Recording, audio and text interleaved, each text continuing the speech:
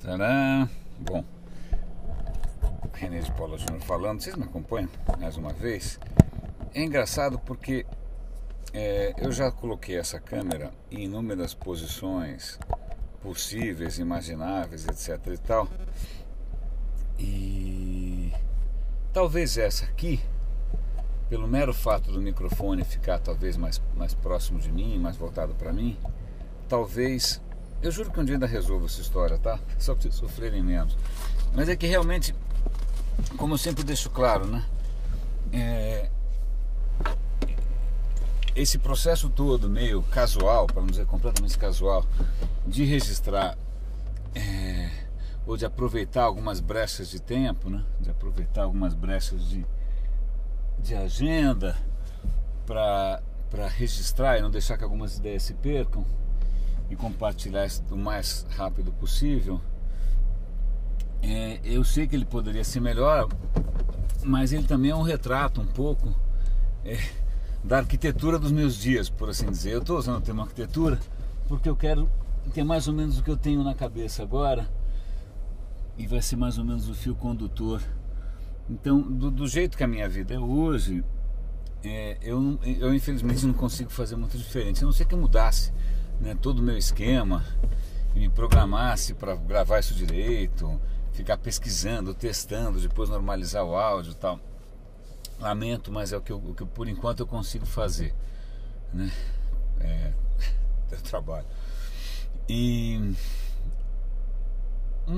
para colocar essas minhas reflexões aqui no contexto, muito recentemente eu tive a honra de ser convidado mais uma vez pela professora Beth Saad, lá da ECA, para conversar com uma turma dela. Ela tem uma turma que se chama Digicorp. Na verdade eu não conheço muito bem, não sei se é uma pós, lato sensu, se é um mestrado, eu não sei muito bem o que é, mas eu sei que a Beth me chama às vezes para conversar com os alunos, que é até uma boa chance para de repente adicionar como comentário aqui algum link lá para o curso dela, não sei.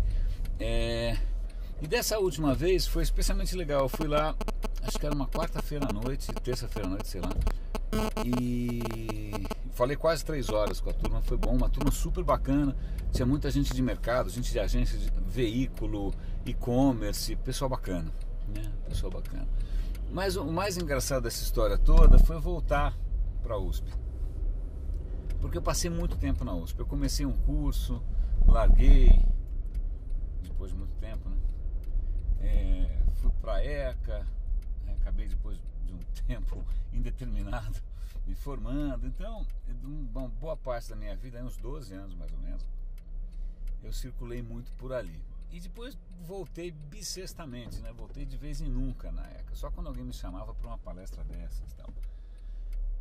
E aí voltar para lá é meio engraçado, porque a USP tem uma coisa meio Galápagos, né? Assim, uma coisa, quase uma ilha em que o tempo parece que não passa de uma maneira diferente, né?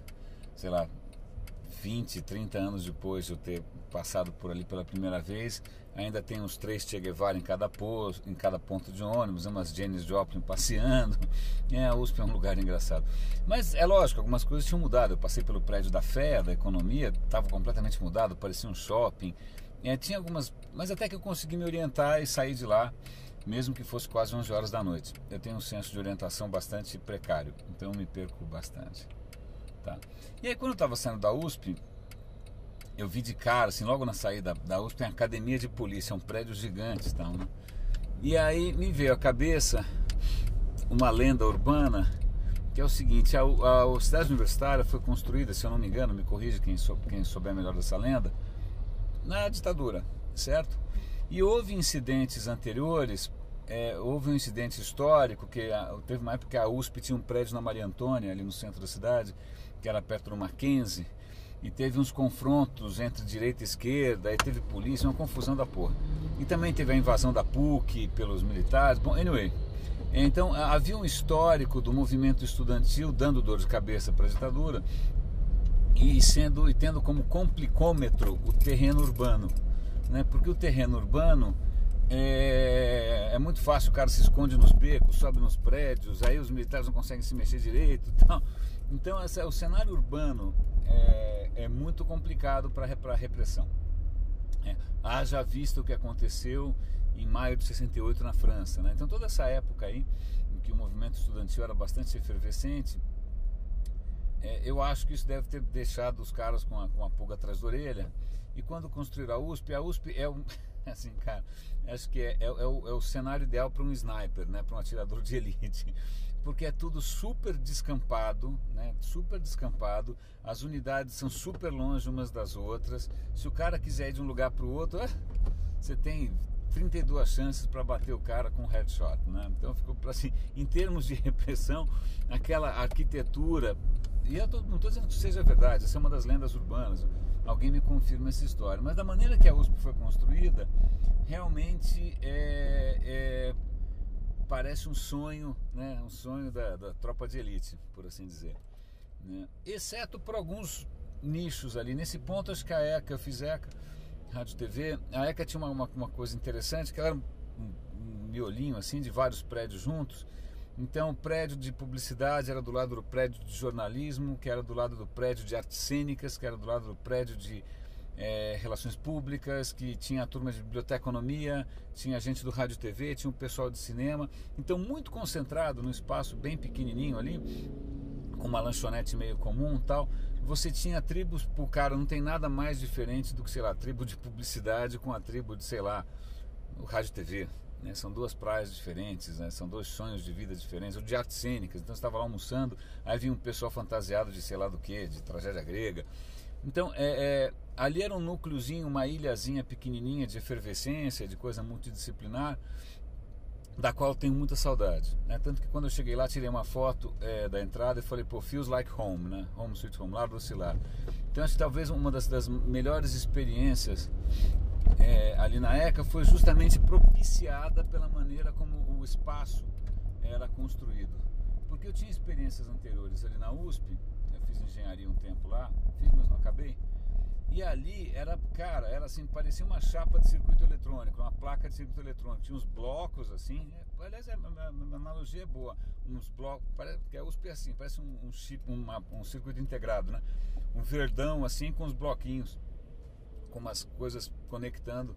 Então eu lembro que se eu quisesse sair lá da Poli e na piscina eram quilômetros, eu tinha que ir necessariamente de carro, né, se eu quisesse até o centro esportivo. Então era tudo muito longe. Então eu conheço muita gente que de repente entrou numa disciplina, num curso qualquer lá, o cara fez, sei lá, física. Se o cara fez física, ele fica isolado lá longe na física, ele nunca vai cruzar com o pessoal da química, que fica na outra ponta. Muita gente fez engenharia sem jamais ter pisado num prédio maravilhoso, que era o prédio da arquitetura. Aliás, eu vivia lá, né? Embora tivesse que andar que nem um camelo debaixo do sol e intempéries, né? Então é curioso, né? O desenho ali da cidade universitária não era uma coisa muito propícia a coisa interdisciplinar, tal. A não ser que você fosse em alguns pontos que realmente eram multidisciplinares, como a piscina, mas quem ia lá era um pouco mais vagabundo. Se o cara estava na piscina, ele estava deixando de fazer alguma coisa, né? Eu era um deles, mas tudo bem. Por que eu estou contando essa zona toda? Não é uma questão memorialista, não é uma questão uspiana. Na verdade, quando eu fui me apresentar lá para essa turma da Beth, uma das dificuldades é, cara, como é que eu me apresento, né? Como é que eu me apresento? Porque ali tinha gente de mídia, tinha gente de e-commerce, tinha gente de jornalismo e tal, né? Então, infelizmente, por uma questão muito pessoal e singular, eu tenho que me definir pela negação. Eu tenho que falar, olha, eu não sou técnico, eu não sou desenvolvedor, eu não sou publicitário. Aliás, eu cada vez me afasto mais dessa história de campanha, sei lá do que, né? Aí vou falar, não sou jornalista, não. Aí vou num monte de não. Aí no fim eu saio de lá pensando, caraca, eu sou o quê, né? Meu Deus do céu. E aí quando eu saí ali da cidade universitária, e aí ficou um pouco na minha cabeça o que realmente sempre talvez tenha me fascinado, que é enxergar o digital não necessariamente como um ambiente para campanhas, um ambiente para marketing, um ambiente, sei lá, de engenharia. Não. Para mim, a minha visão sobre o digital sempre foi uma visão praticamente de urbanista, né? de arquiteto, né? Lembrando, porque acho que o que sempre me fascinou é como, né, o desenho de um ambiente, o desenho de uma vivência, ela pode de alguma maneira condicionar ou propiciar alguns tipos de comportamento, né? Se isso parece abstrato demais para você, pensa no estádio de futebol. O estádio de futebol, ele na verdade, ele propicia dois tipos de experiência, né? O cara que está jogando lá e que aí ele sente uma energia praticamente tectônica, né? Contra ou a favor, e do outro lado você é simplesmente massa, você não é mais um indivíduo, porque você vê pessoas anônimas aos milhares, às dezenas de milhares na sua frente, e você faz parte de alguma coisa maior, e isso gera um certo tipo de experiência que só um estádio propicia. Estou dizendo de orelhada porque eu não gosto de futebol, eu também acho que a única vez que eu fui no estádio, foi para jurar a bandeira. Mas então pensa numa biblioteca. Uma biblioteca é desenhada para propiciar um certo tipo de interação. Pensa na USP, pensa, sei lá. Então isso que é uma preocupação que sempre afligiu arquitetos, urbanistas, políticos do espaço público, etc. Tal, sempre me intrigou também, né? Como é que isso se refletiu na vida profissional? Eu sempre me interessei muito pela cultura digital, pelos comportamentos possíveis, pelos desdobramentos humanos, etc. e tal, mas eu também sempre gostei muito mais de projetos, né? De desenhar plataformas, ou de pensar em ambientes e pensar em experiências, tal. Por isso que eu acabei indo para essa área que é um pouco vaga, um pouco ainda meio um guarda-chuva meio indefinido da experiência do usuário, né? Porque pelo menos não pressupõe um certo posicionamento um pouco mais centrado na pessoa, centrado na vivência, centrado nos afetos, no que ela é capaz de fazer e tal. Então, mesmo que isso ainda seja um rótulo ou uma atividade que ainda precisa ser melhor definida, né, cujos limites ainda são um pouco vagos, eu gosto dessa história aí, né? Quem me vê blogar, quem me vê twittar, sabe que eu gosto disso. Então vamos voltar. Acho que um dos pontos fundamentais desse videocast aqui, na verdade, é mais, talvez, para dar um pouco mais de sentido a tudo que eu venho dizendo até agora, né, que eu vou dizer daqui para frente, para dar um pouco mais da minha perspectiva, né, inclusive das minhas limitações, né? Nessa palestra aí para a Beth Saad, para o pessoal do Digicorp, tinha gente ali que manjava muito mais do que eu, porque o cara estava cuidando de e-commerce assim, em escala industrial, né? Tinha gente ali lidando com verbas publicitárias enormes, tinha gente ali que sabia que de repente o melhor lugar para você colocar um anúncio é no logout do Orkut, eu não sabia. Então tinha gente ali muito mais especializada e com muito mais histórias para contar, né, de algumas vertentes aí do digital, de alguns caminhos, do que eu. Aliás, até lamentei, queria ter ouvido mais histórias, né, para aprender um pouco. E na verdade, o que eu tenho certeza que muito do que eu falei, muito do que eu falo, talvez já esteja ficando caduco, talvez seja questionável, talvez deixe de lado alguns aspectos importantes.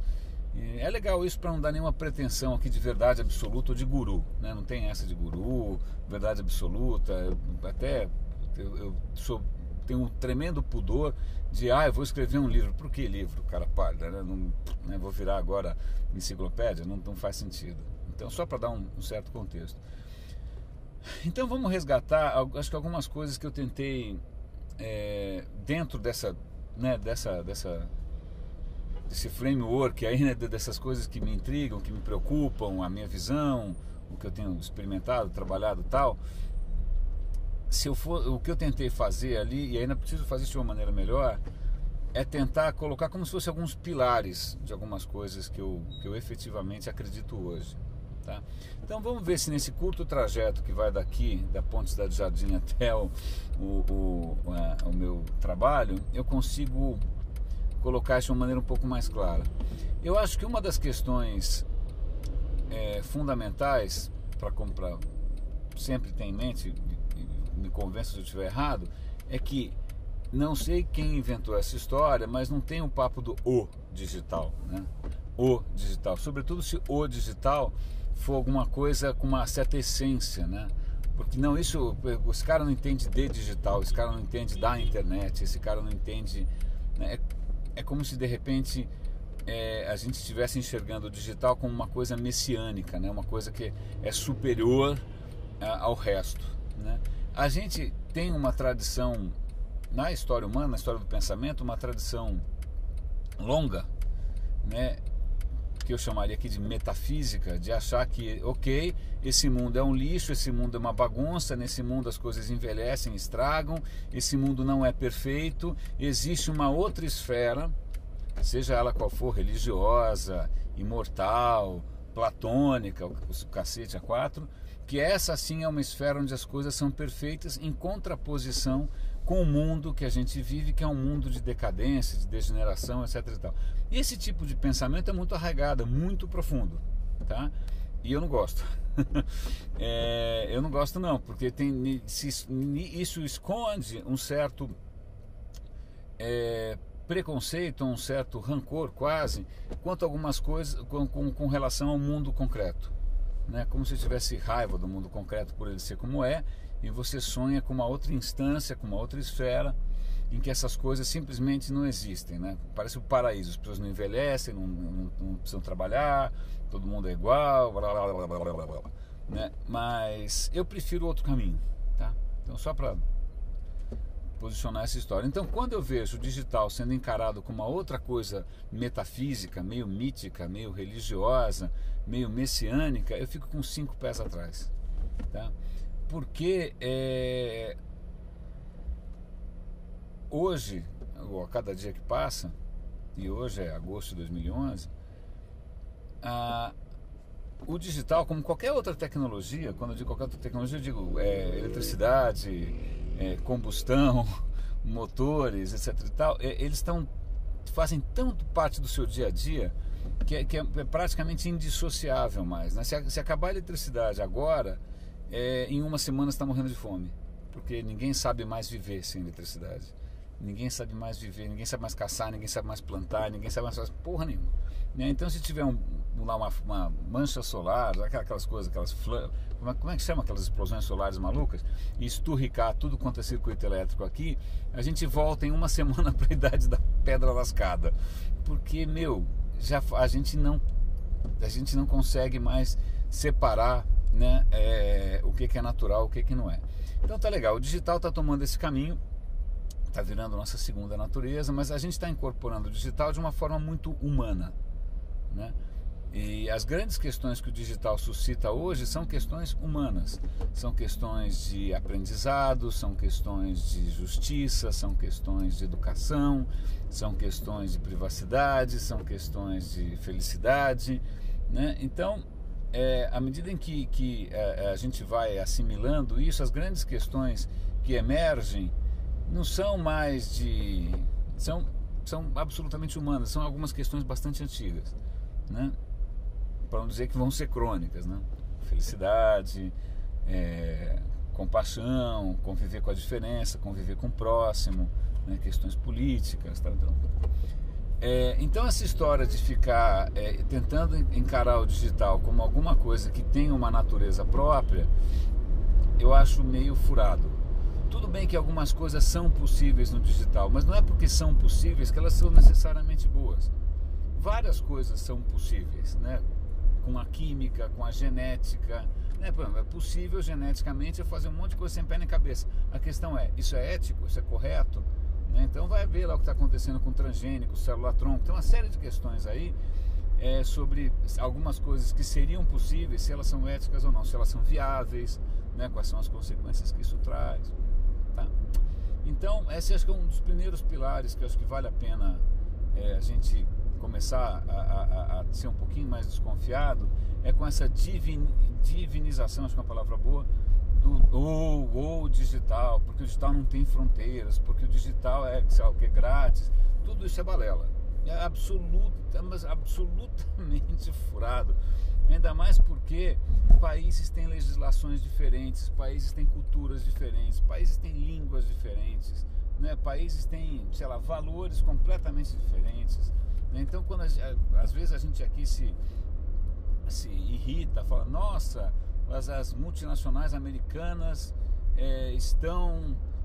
deveriam, elas não deveriam se curvar ao governo chinês e deveriam impor os valores da democracia. Eu falei, então tá bom, deixa aí, se os caras fizerem isso aqui no Brasil, você vai achar bonito, né? De repente os caras começarem a mexer com a Amazônia, com a nossa Constituição, você vai achar legal? Não muito, né? Então, vamos lá, voltando para a questão, e aí, na verdade, isso tem até uma consequência. Acho que, na verdade, eu vou ficar esse videocast inteiro só nessa questão. Não desespere, faltam só uns 5 minutos. O que eu percebo dentro de uma geração de profissionais que, em princípio, mexe com o digital, e é engraçado porque hoje, de repente, o cara que mexe com social media, ele acha que mexe com o digital, embora ele não...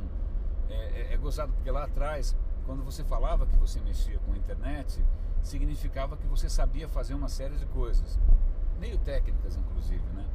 Como essas coisas hoje são meio commodities, estão meio prontas, você aperta um botão no WordPress, sei lá, você sobe uma imagem, o cara redimensiona sozinho e tal, tem uma geração aí que, em princípio, se diz digital, mas, cara, não consegue perceber que existem inúmeras questões que impactam a experiência final, de usabilidade, de plataforma. Bom, anyway, mas não vou entrar nessa seara.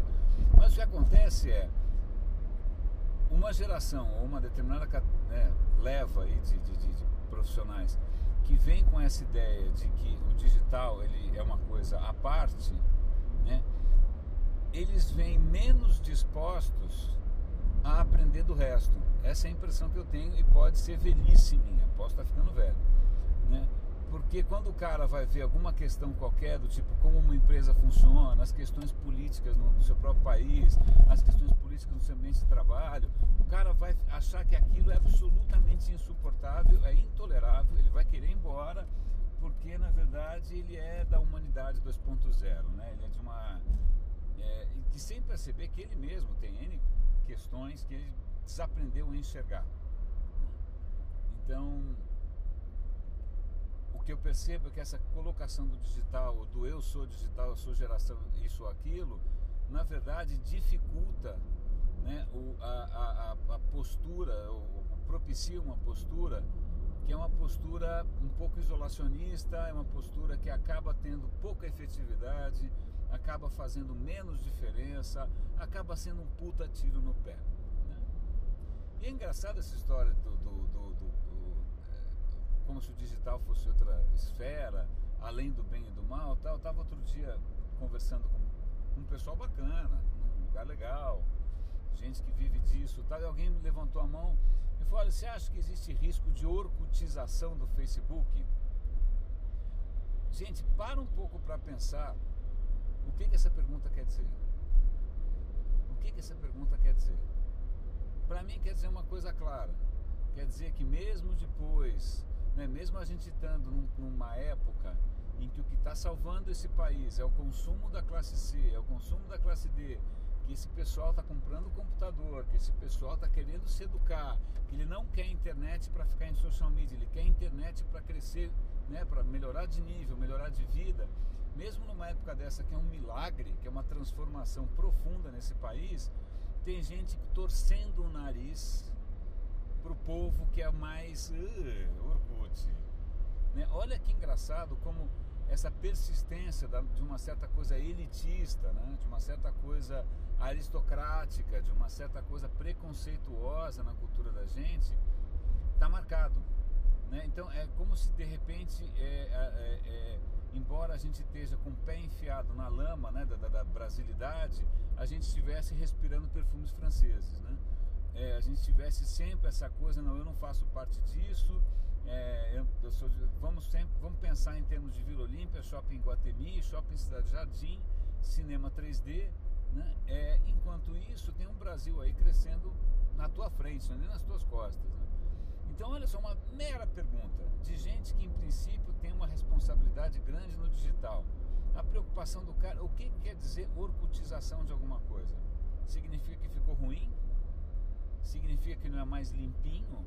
Significa que você não consegue mais reconhecer o pessoal que fez a faculdade bacaninha com você, o que é na balada?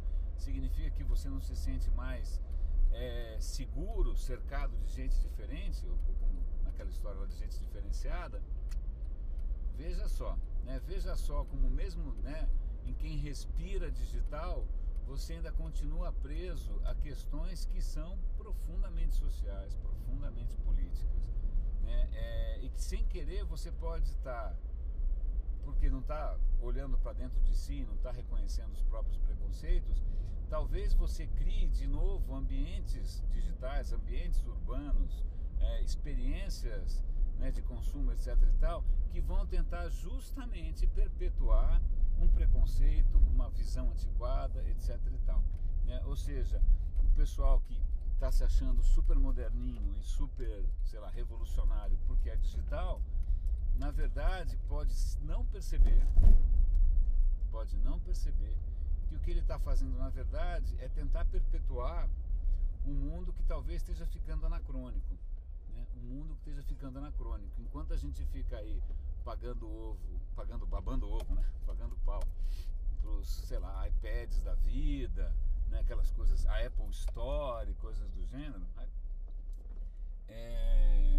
Você percebe gente, aliás eu tive num evento aqui em São Paulo, foi em São Paulo isso, eu olhei um cara, ele tava com um tablet engraçado na mão, um cara assim simples, um cara despretensioso, tal, não tava assim com cara de, né, voltei de Nova York, né, aí eu olhei, ele tava com um tablet na mão, eu falei, cara, que tablet é esse? Ele falou, eu comprei por, sei lá, R$150 ou assim, cara, não custava nada, eu fui ver o que era uma coisa chinesa, xing-ling até não poder mais, rodando Android. Mas o cara estava feliz, super feliz, né? O que é mais revolucionário, né? Você fazer aquela experiência absolutamente redonda que de repente vai afetar uma determinada camada, ou você estender. Eu faço a pergunta: o que foi mais revolucionário para o mundo, para as cidades em que a gente vive, para a paisagem, por efeito estufa? O que é mais revolucionário? A Ferrari, ou a Lamborghini, ou fala outro carro bacanudo aí, vai? Uma Mercedes, ou o Fusca. O que foi mais revolucionário? Eu te pergunto. O Fusca. É o que eu acho, né? Eu sei que todo mundo paga pau para